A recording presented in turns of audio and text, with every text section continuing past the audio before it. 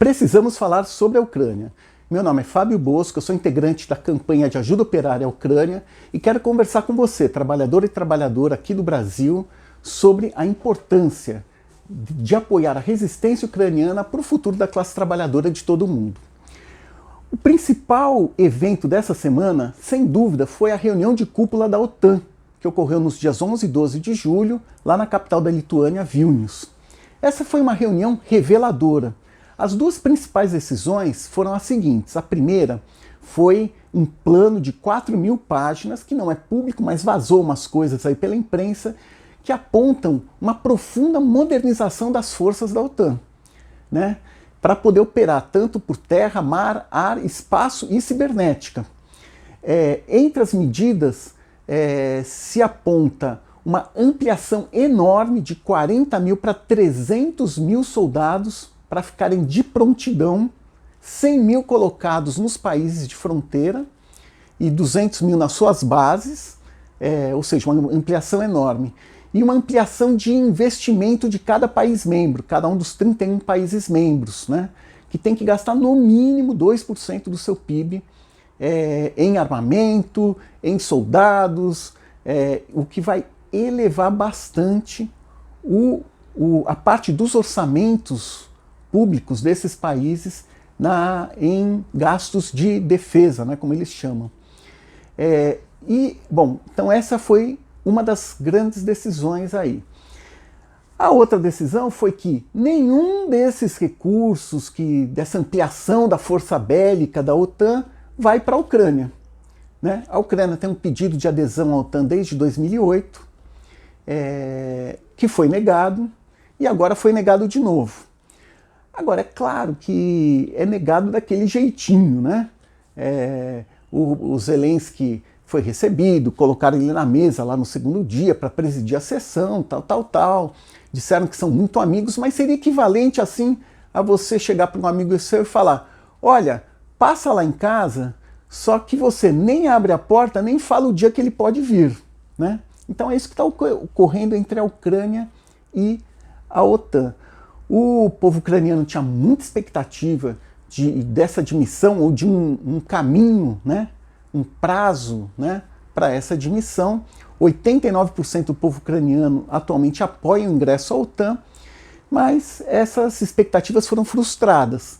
O presidente da Ucrânia entrou protestando, falou que era um absurdo, né, não ter um prazo, um caminho certo para adesão, ao que foi respondido grosseiramente, né, pelas principais potências, né? Por exemplo, o presidente americano Biden disse que já estava por aqui com Zelensky.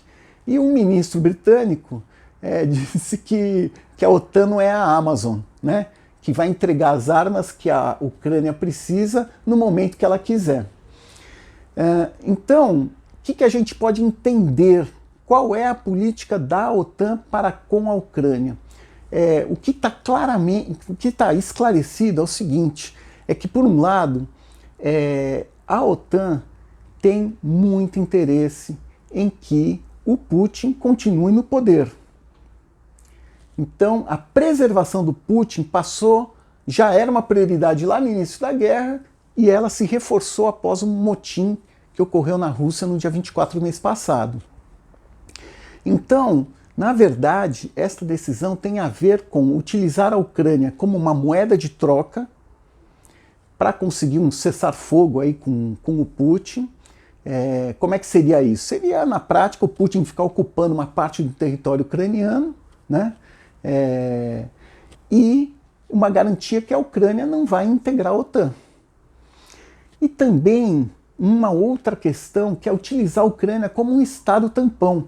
Isso é muito típico das potências, já vem lá do começo do século passado, que as potências utilizavam estados intermediários para se defender de eventuais ofensivas de outras potências. Então é tipo assim, o povo ucraniano fica sendo utilizado como uma bucha de canhão, né, e com a intenção final de garantir a permanência do Putin. Bom, que conclusões que a gente pode tirar dessa situação toda, né? A primeira conclusão é que existe uma corrida armamentista, né? Não apenas da OTAN, mas também da Rússia, da China e de outros países. Essa corrida armamentista não é para atender às necessidades da Ucrânia, longe disso, não tem nada a ver com isso, é para fortalecer as próprias forças armadas desses países. Uma segunda conclusão é que a mesma forma que a OTAN está tratando a Ucrânia hoje, ela pode vir a tratar outros países que já são integrantes na OTAN, mas estão na fronteira com a Rússia, como é o caso, por exemplo, dos países bálticos ou mesmo a Polônia, como moeda de troca Estado tampão. E a terceira grande questão é o seguinte: essa decisão da OTAN vai impedir a Ucrânia de vencer a guerra contra a Rússia e expulsar as tropas russas de todo o seu território? Para responder essa questão, a gente tem que observar como é que estão os dois lados, né? A Rússia vive o seu pior momento. Vejam só vocês, ela perdeu desde o início da guerra o melhor das suas tropas, então hoje é um exército de recrutas, totalmente na defensiva, totalmente entrincheirado e se limitando a fazer ataques covardes por mísseis ou drones contra as áreas civis das cidades ucranianas, né? Visando destruir a infraestrutura dessas cidades, né? Destruir a Ucrânia. Ao mesmo tempo, a Rússia tem um outro problema, que é a situação econômica do país. Por quê? O seu principal produto de exportação, que são os combustíveis fósseis, teve uma redução enorme da sua arrecadação, né? Os especialistas calculam em 40%, devido à perda, primeiro, das exportações de gás para a Europa, que reduziram muitíssimo, e de que a exportação de petróleo está concentrada em petróleo cru, que os ganhos são mais baixos do que os derivados de petróleo, que estão sendo exportados para a China e para a Índia com desconto. Então, para conseguir a mesma quantidade de recursos, você tem que exportar muito mais. Então, essa situação da economia russa, das exportações russas, faz com que hoje a Rússia viva em déficit. E todo trabalhador e trabalhadora sabe como é que é isso, né? Quando na sua casa você está gastando mais que arrecada, você recorre à sua poupança, certo? A hora que acaba, você vai parar na mão de um agiota. E aí, que agiota que a Rússia vai parar na mão? O FMI é pouco provável, né, que vá conceder qualquer tipo de empréstimo para a Rússia nesse momento. O agiota chinês provavelmente vai querer uma troca aí em torno das áreas, os países que são área de influência da Rússia na Ásia Central. Então, uma situação bem complicada aí para o regime do Putin. Por outro lado, do lado ucraniano, não é que as coisas estão fáceis, né? O país está em depressão econômica, tem uma inflação significativa, tem um empobrecimento generalizado da população, mas existe uma força formidável, que é a classe trabalhadora ucraniana, que quer vencer essa guerra. E ela está dando o melhor de si para vencer essa guerra. Evidentemente que encontra dificuldades, né? Tem dificuldades dentro e fora do país. Dentro do país, existe uma dificuldade que é o seguinte: o governo Zelensky é um governo que representa os interesses da oligarquia ucraniana, né? Essa oligarquia é um pequeno grupo, né, de bilionários, em geral, ex-dirigentes do Partido Comunista ou seus amigos, que nem vivem no país, estão em Mônaco, estão em outros lugares, né? Mas que foi o setor que aproveitou a perestroika e depois a independência do país para se apropriar das riquezas nacionais e se tornarem milionários, né? E esse setor está querendo aproveitar o momento da guerra para enriquecer ainda mais. Então tem coisas, tem medidas do governo que acabam prejudicando o próprio esforço de guerra. Por exemplo, o preço dos alimentos. A Ucrânia está exportando os alimentos. Ela tinha que garantir a economia de guerra, alimento mais barato possível para toda a população, para jogar a inflação para baixo, para garantir que toda a população esteja alimentada. Outra questão, por exemplo, o problema de refugiados, que é uma situação gravíssima. Uma parte dos refugiados está fora do país, uma parte está dentro.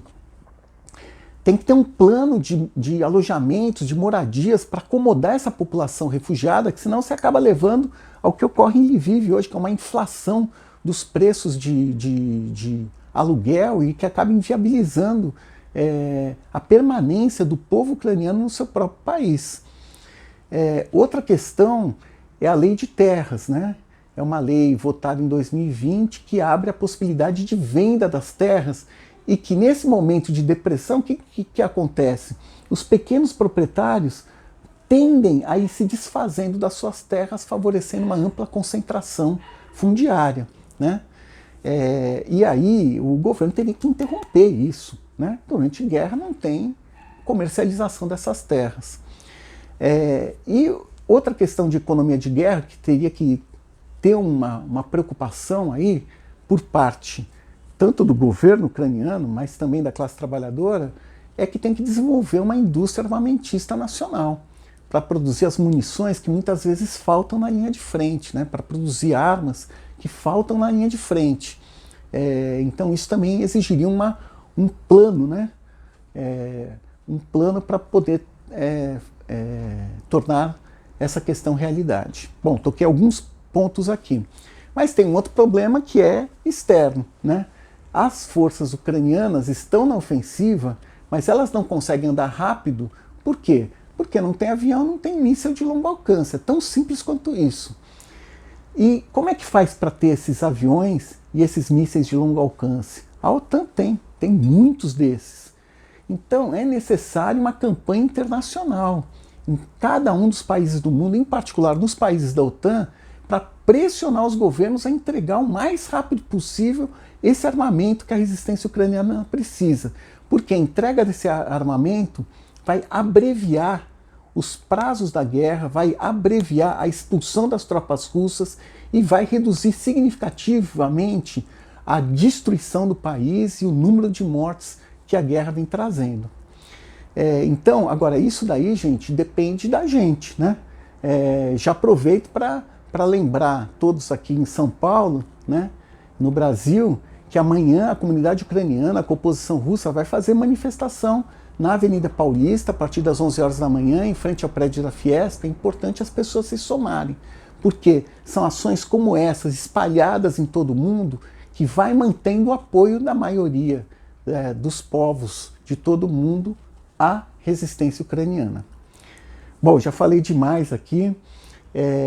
Vamos encerrar o episódio dessa semana com o nosso chamado tradicional, né? Slava Ukraini, Slava Robitny Chamuklasu, Visie Krayin, Glória à Ucrânia, glória à classe trabalhadora de todos os países.